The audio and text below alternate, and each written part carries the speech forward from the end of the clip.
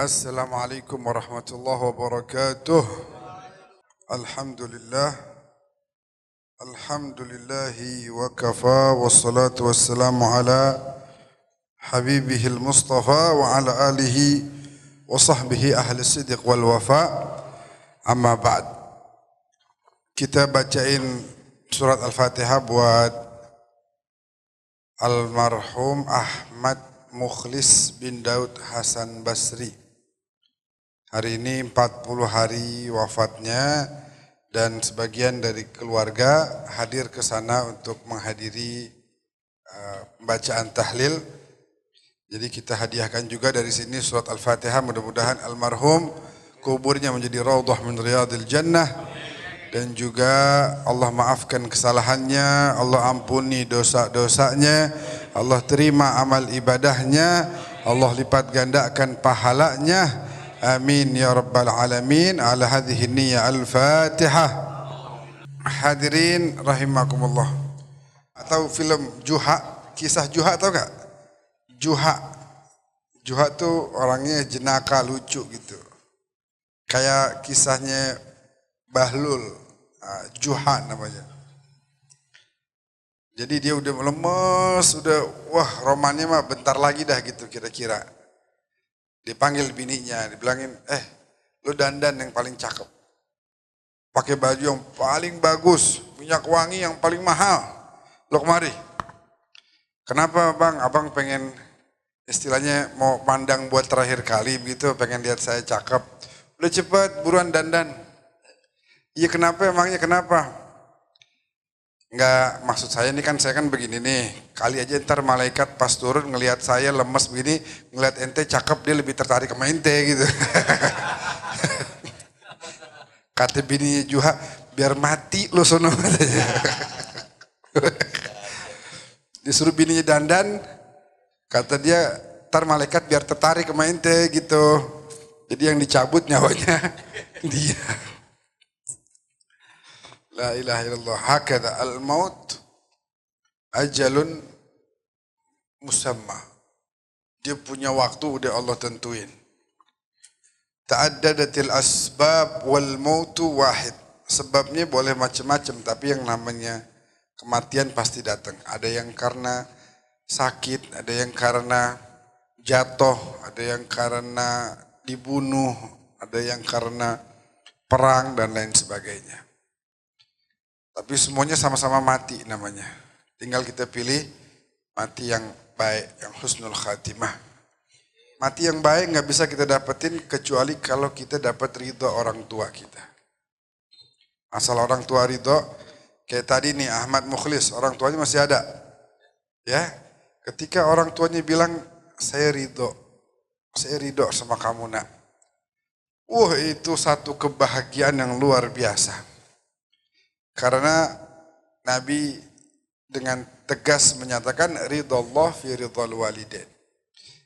Ridhonya Allah terletak pada ridho kedua orang tua. Ketika orang tua ridho ya, maka Allah pun akan ridho. Nah, adapun anak yang dia itu durhaka, dia bakal banyak sekali dapat bala dan bencana dari Allah Subhanahu wa taala. Yang pertama, dia dalam kitab-kitab disebutkan anak durhaka dapat laknat dari Allah. Apa itu laknat? Laknat itu at-tard, diusir, dijauhin, dikesampingkan oleh Allah. Sono. Dilaknat, dijauhin dari rahmatnya Allah. Na'udzubillah min dzalik. Gara-gara apa? Durhaka. Anak durhaka juga nggak dapat yang namanya keberkahan. Kita tahu bahwa kiai, ulama, kita cium tangannya barokah. Benar. Tapi tangan orang tua kita jauh lebih barokah. Oh jauh, jangan disamain, jangan. Enggak ada tandingannya dah. Bahkan sampai Nabi bilang doanya orang tua kepada anak derajatnya sama kayak doanya Nabi kepada umatnya. Jauh-jauh kita, itu dari mana? Aneh habis keliling Jawa, ziarah, cakep itu. Tapi akan jauh lebih cakep lagi kalau kita cari barokah dari orang tua yang udah ada di rumah kita. Kadang kalau kita suka lihat di majelis-majelis, air minum bekas kiai, bekas ulama, bekas habaib itu orang pada berebutan. Diminum lagi ya? Katanya apa? Berkah. Bener gak? Itu bener. Tapi pernah gak tanya masing-masing, minum bekas orang tua kita? Hah? Pernah gak kita? Oh, umi saya minum tuh. Oh, ada sisanya ntar saya minum. Itu jauh lebih barakah. Itu jauh lebih manfaat buat hati kita nih. Karena kita mengagungkan, memuliakan, membesarkan sosok yang memang Allah suruh kita untuk besarkan dan muliakan dia. Wa wassaynal insan, kami telah wasiatkan kepada manusia untuk berbuat baik kepada kedua orang tuanya. Anishkurli wali walidaik, bersyukurlah kepada aku dan kepada kedua orang tuamu. Wa qadha rabbuka alla ta'budu illa iyyah, Allah telah memutuskan bahwa kamu harus menyembah hanya kepadanya. Wa bil walidaini ihsana, dan kepada kedua orang tua harus berbuat baik. Wa subhanallah, di sini Allah enggak bilang kepada kedua orang tua yang baik, yang mukmin, yang soleh. Enggak ada tuh syaratnya. Orang tua hormatin, orang tua muliakan, mukmin kek, kafir kek, ya, baik kek, jahat kek, baik atau zalim, enggak dibilangin begitu. Pokoknya orang tua muliakan. Enggak boleh kita kemudian mengangkat suara kita di hadapan orang tua. Enggak boleh kita menolak permintaannya selama permintaannya bukan sebuah kemaksiatan. Nggak ada tuh ceritanya. Berkahnya hilang. Ente nggak akan ketemu orang yang dia durhaka terus kaya raya. Katakan misalnya ada nih, itu kaya tuh, tapi keberkahannya nggak ada. Kelihatannya doang dari jauh, wah enak tuh, padahal tanya sama dirinya, nggak ada kesenangan dalam hidupnya. Yang ada ham wal gham, masalah, urusan, perkara, ribut, berantem, sikut kanan, sikut kiri, mikirin banyak. Pokoknya keberkahan gak ada. Gara-gara apa? Dia durhaka sama orang tua. Sekalipun duitnya mungkin banyak, tapi gak akan membawa keberkahan. Itu anak yang durhaka. Serem banget, serem.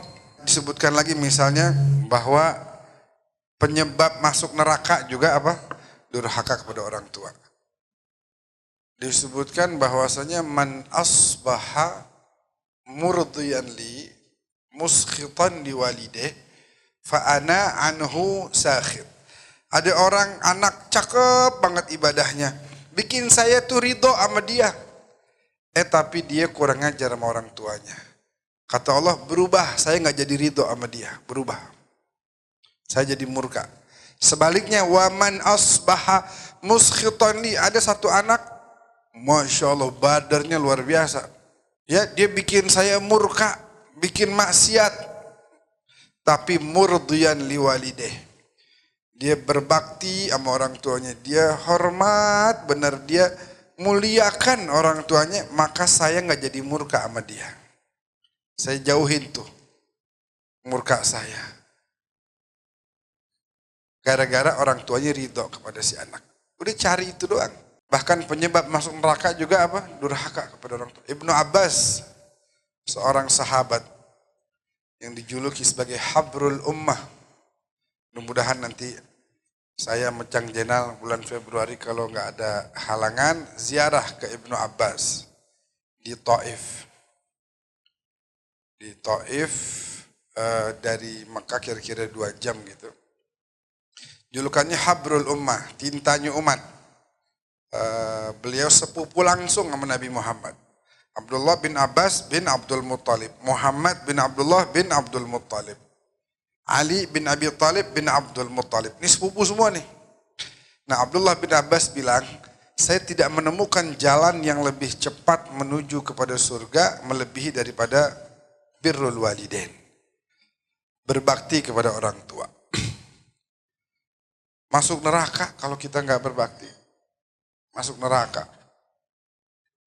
Kita tahu kan gimana amal pun tertolak. Ada 2 dosa yang sebelum di akhirat di dunia udah berasa tuh. Kan Allah bilang, "Faman ya'mal mithqala dzarratin khairan yarah, wa man ya'mal mithqala dzarratin syarran yarah." Siapa orang berbuat keburukan, ntar dia bakal lihat di akhirat. Tapi 2 dosa yang bukan di akhirat, di dunia udah kelihatan. Nomor 1 adalah uququl walidain. Durhaka sama orang tua. Jangan nunggu akhirat. Di dunia udah kelihatan, udah berasa di dunia. Yang kedua adalah menzolimi orang.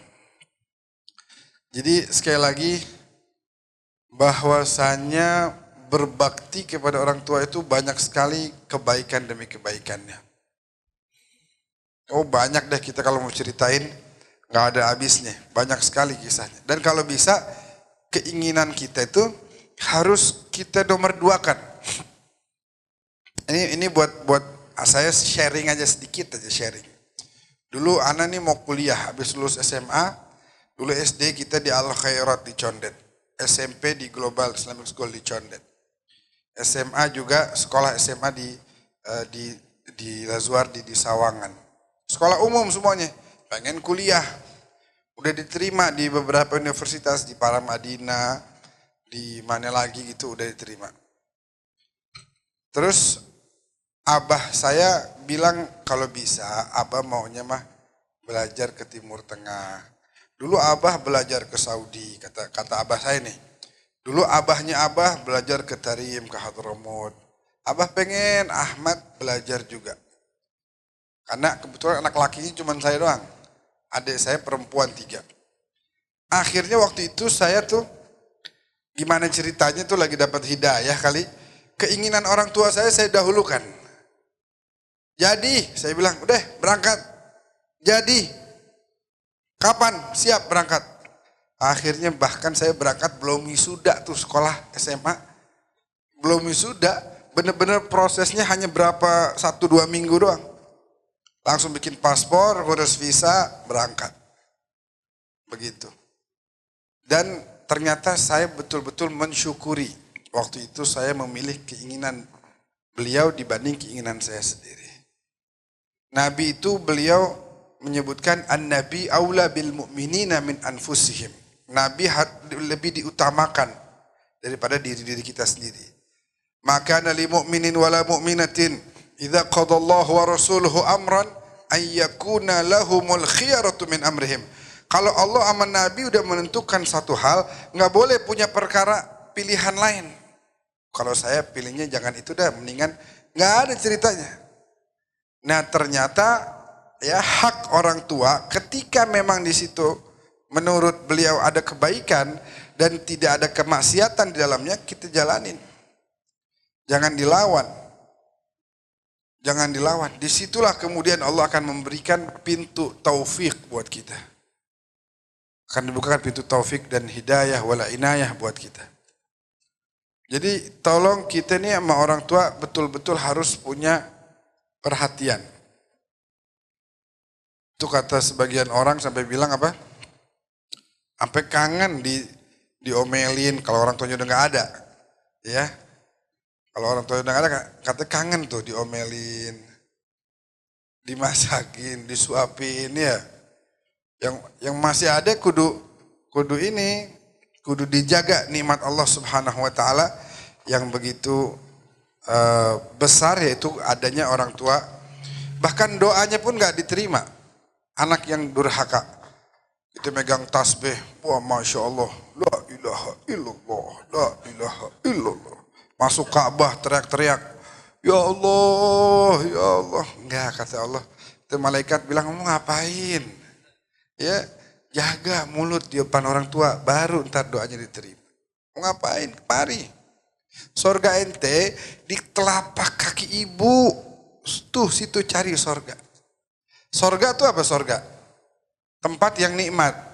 Ada segala sesuatu di situ. Ada segala kenikmatan di situ. Jadi kalau mau cari kenikmatan, ya ke situ aja udah. Saya berapa kali kebetulan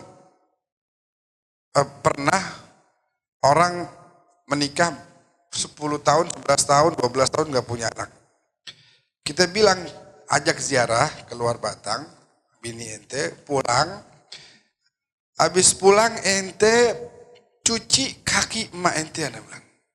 Ibu kamu cuci kakinya pakai air putih nih, air minum. Air minum. Jangan kayak ceritanya Opi Kumis tuh. Ibunya pulang dari pasar, blok kakinya dicuci diminum. Sakit perut. Jangan, lagi di rumah lagi bersih kakinya, taruh ember, siramin kakinya. Set. Minum tuh air. Saya bilang begitu. Bini ente masih ada gak ibunya? Masih ada, Beb. Ya, begitu juga. Ajak dia ke ibunya. Mungkin ibu kadang-kadang ya marah sih enggak, tapi mungkin perlu ada ungkapan keridoan darinya. Ya Allah, Umi ridho nak, ibu ridho nak, itu ungkapan begitu. Luar biasa. Hamil langsung kontan, hamil. Ana juga bingung, beneran. Bener, Beb. Tuh hari ana ziarah, malamnya ana langsung cuci. Bini ana juga cuci kaki emaknya. Belum sebulan hamil. 12 tahun saya nungguin, kagak pernah hamil-hamil. Tibang baru minum air kaki ibunya sekali, hamil. Cer, sorga. Ini nih sorga nih, ini emak kita nih sorga. Luar biasa. Kakinya tuh sorga. Jadi bahkan habis itu kita diundang lagi nih akikah. Oh iya bener ya, ente udah punya anak, Masya Allah. Iya bener, berkahnya orang tua luar biasa. Dan amal kita nggak akan diterima. Bakal terus ada ngambang di atas langit tuh, di bawah langit, sampai ada ungkapan keridhaan dari orang tua kita, baru nanti amal kita akan diterima dan dikabulkan oleh Allah Subhanahu wa taala. Jadi semuanya nih, nah yang udah meninggal bagaimana yang udah meninggal? Nah, yang udah meninggal tetap. Pernah ada sahabat tanya, ya Rasulullah, bagaimana cara saya mau berbakti nih, mak, orang tua saya udah meninggal, ibu bapak saya. Nabi bilang, kamu ziarahi kuburnya, kamu doakan dia, kamu datangi sanak familinya, kamu bersedekah atas namanya, mengirimkan doa baginya, dan hal-hal kebaikan lainnya.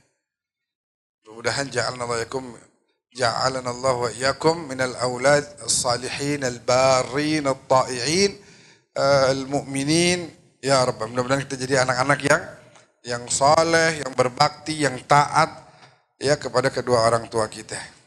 Ini kalau bisa ceramah-ceramah kayak begini didengerin nih anak-anak kita nih. Suruh dengerin. Kata-kata itu bukan satu hal yang saya kenal satu orang kagak sholat. Cuman diomongin begini doang sama saudaranya.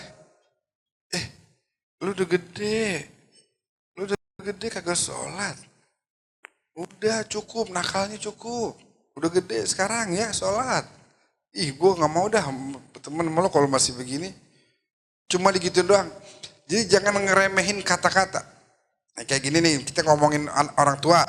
Dengerin ke anak kita.